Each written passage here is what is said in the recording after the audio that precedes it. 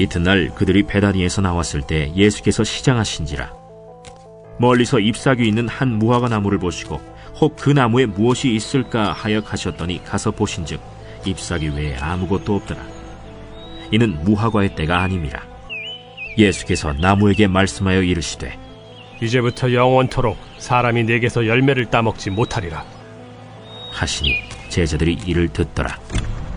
그들이 예루살렘에 들어가니라.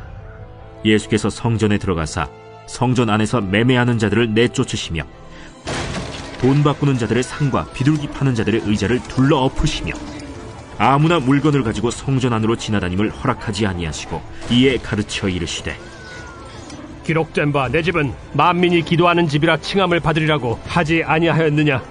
너희는 강도의 소굴을 만들었도다. 대제사장들과 서기관들이 듣고 예수를 어떻게 죽일까 하고 꾀하니 이는 무리가 다 그의 교훈을 놀랍게 여기므로 그를 두려워함일러라. 그리고 날이 저물매 그들이 성 밖으로 나가더라. 안녕하십니까. 4월 7일 고난주간 화요일 말씀 묵상 시작하겠습니다. 마가복음 11장 12절부터 19절까지 말씀입니다. 사실은 작년 3월 28일에 오늘 본문을 마가복음 묵상 가운데서 이미 다루었습니다. 그러다 보니까 1년 전의 내용이고 해서 크게 다른 내용을 제가 제시하기는 어려울 것 같습니다.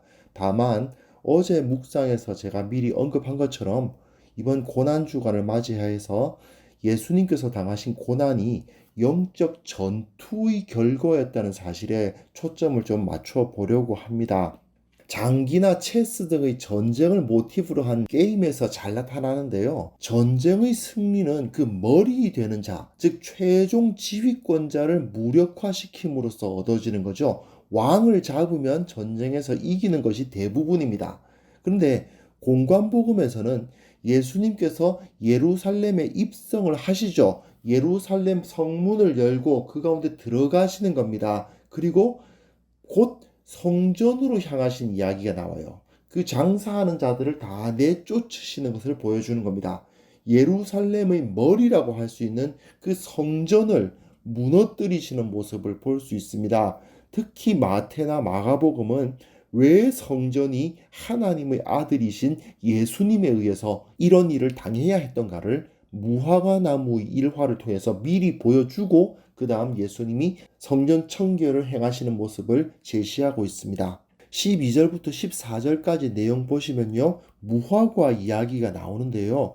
여기서 예수님이 멀리서 잎사귀 있는 한 무화과 나무를 보시고 그 나무에 혹시 무엇이 있을까 해서 가셨다. 그런데 가셔보신즉 잎사귀 외에 아무것도 없었다. 그리고 무화과의 때가 아니었다. 이게 굉장히 중요한 표현들입니다. 마태복음은 예루살렘에 입성하고 난 다음에 바로 성전으로 향하신 것처럼 되어 있지만 마가복음에서는 일단 돌아보신 다음에 그 다음 날에 베다니에서 나오셔서 예루살렘으로 들어가셨다고 기록되어 있습니다.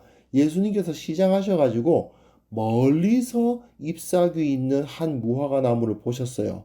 그래서 뭔가 얻을까 해서 거기까지 가십니다. 여기서 무화과 나무라는 것은요, 성전을 상징하는 나무예요. 성전을 지은 솔로몬의 시대에 유다와 이스라엘이 포도나무와 무화과 나무 아래에서 평안히 살았다는 기록이 있거든요.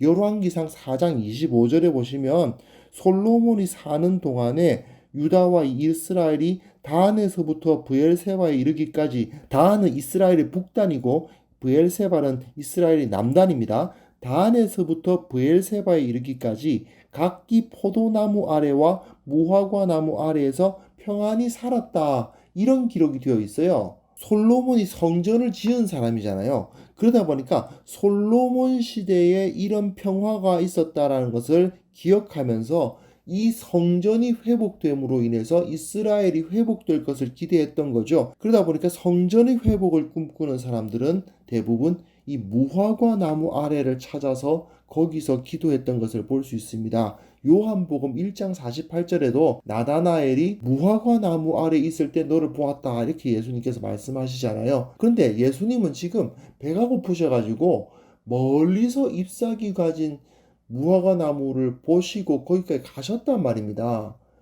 이거는요, 이 예수님의 모습 자체가 당시 유대인들의 모습을 그대로 상징적으로 보여주는 겁니다. 로마 시대의 유대인들은요, 로마 전역에 흩어져 살았습니다. 그러면서도 성전에서 제사 드리는 것이 그들이 정말 바라는 것이었던 거죠. 성전에서 제사 한번 드리겠다고 멀리서도 찾아오기를 마다하지 않았던 사람들이 바로 유대인들입니다. 그 성전에서 하나님의 은혜 한번 받아보겠다고 그 순례의 여정을 마다하지 않았던 거예요. 그런데 이미 그 당시 유대인들도 그 성전이 썩었다, 그 성전이 부패했다는 사실을 잘 알고 있었습니다. 거룩한 하나님의 이름이 있다는 성전이긴 하지만 거기서 제사하면 혹시 하나님께서 은혜 주실까 싶어서 가기는 하는데 정작 그 성전에서 이루어지는 각종 부패한 모습 때문에 마음이 상하는 거죠. 마가는 이때가 무화과의 때가 아니었다라는 것을 보여줍니다. 성전의 시대는 지나갔다라는 것을 보여주는 겁니다. 그래서 예수님께서는 무화과 나무를 저주하시죠. 더 이상 사람들이 거기서 열매를 따먹지 못할 것이다, 이렇게 말씀을 하시는 겁니다. 그리고 제자들이 그 말씀을 들었어요. 마태복음에서는 즉시 무화과 나무가 말라버립니다. 그런데 마가복음에서는 그 다음 날에 망해요.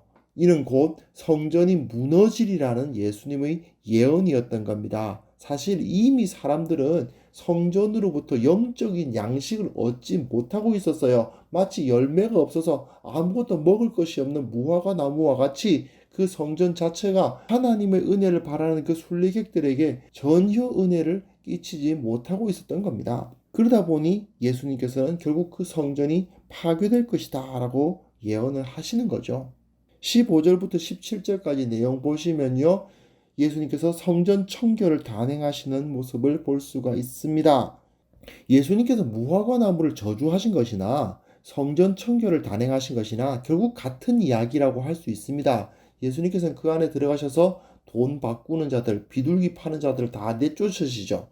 성전 뜰에서는 재물을 판매하기도 하고 또 성전 새로 바칠 돈을 환전하기도 했습니다. 당시 대부분 사람들이 쓰는 돈은 로마의 데나리온인데 데나리온에는 황제의 얼굴이 박혀 있어요. 그러니까 이것이 우상이다 해서 거기에 바칠 수가 없습니다. 그래서 그 로마의 돈인 데나리온과 성전에서 사용되었던 세계를 바꿔야 되는데 문제는 이 환율이 너무 심했던 거죠. 그럼에도 불구하고 어쩔 수가 없습니다. 우상을 하나님께 바칠 수는 없잖아요. 그러다 보니 성전세로서 이 세계를 바꿔야만 됐던 겁니다. 그리고 거기서 남는 이익은 누가 가질까요? 그 상인들이 다 먹는 게 아니죠. 당연히 제사장들에게 그것이 올라갑니다. 거기서 재물도 판매했는데 그 재물의 값이 턱없이 비싼 거예요. 그런데도 거기서 재물을 사지 않을 수가 없는 겁니다. 왜냐하면 그 상인들에게서 사지 않은 재물을 제사장들이 인정해 주지 않는다는 것을 다들 아니까요. 결국 이건 뭐냐 하면 벌거벗은 임금님 이야기하고 똑같은 겁니다. 성전이 썩었다는 것은 다 알아요. 그런데 아무도 그 성전이 썩었다는 것을 말을 못합니다. 임금님이 벌거벗고 다니고 있다는 것을 다 보고 알고 있어요. 그런데도 누구 한 명도 임금님이 벌거벗었다는 사실을 말하지 못하는 상황과 똑같은 겁니다. 여기서 예수님은 결국 임금님이 벌거벗었다라고 말하는 그 아이와 같은 역할을 하고 계신 거죠. 예수님께서 이사야와 예레미야 선지자를 인용해서 저들이 기도하는 집인 성전을 강도의 소굴로 만들었다고 외치고 계신 겁니다. 그리고 18절과 19절 보시면요, 그 예수님께서 행하시는 모습을 보고 대제사장들과 서기관들은 예수님을 죽이려고 하고요, 무리들은 예수님의 교훈을 놀랍게 여김으로 그를 두려워한다라고 기록되어 있는데, 문제는 날이 저무니까 예수님과 그 제자들이 성 밖으로 나가요. 대제사장과 서기관들은 예수님을 죽이려고 모의를 합니다. 벌거벗은 임금님 이야기에서는 그 아이의 소리를 듣고 다른 모든 사람들이 임금님이 벌거벗었다고 말하기 시작하면서 서로 웃잖아요. 그런데 예루살렘 성전에서는 그런 일이 일어나지 않았습니다. 오히려 임금님이 벌거벗었다고 말을 한 그 아이를 잡아 죽이려는 일이 벌어지는 거죠. 대제사장과 서기관들은 예수님께서 하시는 일을 보고 예수님을 죽이려고 합니다. 그리고 무리들은 예수님의 교훈을 놀랍게 여기고 두려워하긴 해요. 저 말이 옳다고 생각을 해요. 그런데 예수님의 지지자가 되려 하지는 않습니다. 예수님의 말씀이 옳은 것도 알고 그 교훈이 두렵게 느껴지기도 하는데 아무도 예수님을 영접하지 않습니다. 그러다 보니까 예수님은 예루살렘에서 머물 곳을 얻지 못하시죠. 성 밖으로 나가시는 겁니다. 다들 예수님이 옳다는 것을 알면서도 분명 성전은 장사꾼들이 소굴이었고 제대로 된 상품을 파는 것도 아닌 거의 날강도들이 소굴임에도 불구하고 아무도 그것에 대해서 지적하지 못하고 있습니다. 그것을 담대히 지적하는 한 사람이 나타났음에도 불구하고 무리들은 마음으로는 그 말에 동조하는데 실제로는 예수님과 같이 성전 문제를 개혁하려고는 행동에는 나서지 않아요. 그냥 방관자로 남아있는 겁니다. 이거는 제자들도 사실은 마찬가지였던 거죠. 당시 로마의 권력을 등에 업고 있는 이 대제사장과 서기관들이 권세 앞에서 아무도 담대히 나서서 저항할 사람이 나타나지 않았던 겁니다. 결국 예수님께서는 예루살렘에 머무실 수가 없었다라고 마가복음은 기록을 해요. 사실 성전은 그 당시에 비웃음의 대상이었습니다. 만민의 기도하는 집이어야 할 성전이 그 거룩함을 잃었기 때문에 세상의 다른 우상 신전만큼의 가치도 갖지 못했던 거예요. 강도들이 소굴이었으니까요. 근데 지금은 건물로 된 성전이 없죠. 하지만 예수 그리스도의 몸으로 세워진 성전, 교회가 진정한 성전 아닙니까? 우리들 한 사람 한 사람이 우리들의 모임이 하나님 앞에 거룩한 성전이 되고 만민의 기도하는 집으로서의 사역을 감당하는 겁니다. 그런데 성전이 부패하면 강도들이 소굴이 되고 세상의 비웃음거리가 되듯이 교회도 거룩함을 잃고 부패하면 세상 다른 모임들보다 더 한심하고 더 더러운 집단이 되는 거죠. 그렇기 때문에 우리는 늘 깨어서 교회의 거룩함을 지키기 위해서 노력해야 됩니다. 이번 고난주간 맞이하면서요. 그 성전에 들어가서 채찍을 휘두르신 예수님의 모습을 기억해야 됩니다. 우리는 주님으로부터 이런 책망 받지 않을까? 정말 먼저 우리 자신을 돌아볼 수 있었으면 좋겠습니다. 그리고 혹시 우리들이 주님의 책망을 받아야 할 부분을 갖고 있다면 그저 마음으로만 동조하고 아무런 행동도 하지 않는 그 무리들의 자리에 머물러서는 안 되겠습니다. 과감히 순종함으로써 변화를 시도해야 돼요.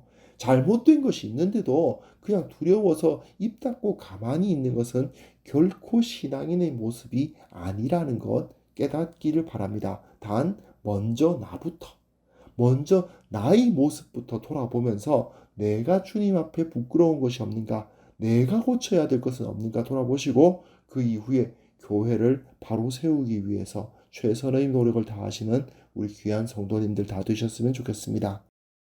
하나님 아버지 감사합니다. 주님께서 그 성전을 보시고 그 성전을 바로잡기 원하셨지만 그러나 저들은 주님의 말씀에 순종하지 아니하였고 결국 예수님을 죽이려고 했던 것을 다시 한번 기억하면서 우리는 그런 어리석고 악한 모습을 갖지 않도록 경성하여 깨어서 주님 앞에 정결하게 나서기를 원하오니 주님 우리와 함께하여 주시고 우리를 깨끗게 하여 주옵소서. 하나님 아버지 고난주간임에도 불구하고 전염병의 소식 때문에 교회가 모이기 힘들고 참으로 흩어져서 주님께 기도하고 예배해야 되는 상황을 처하고 있습니다. 아버지께서 불쌍히 여겨주시고 그러나 우리가 비록 흩어져 있지만 우리는 여전히 성전이라는 사실을 기억하게 하여 주시옵소서.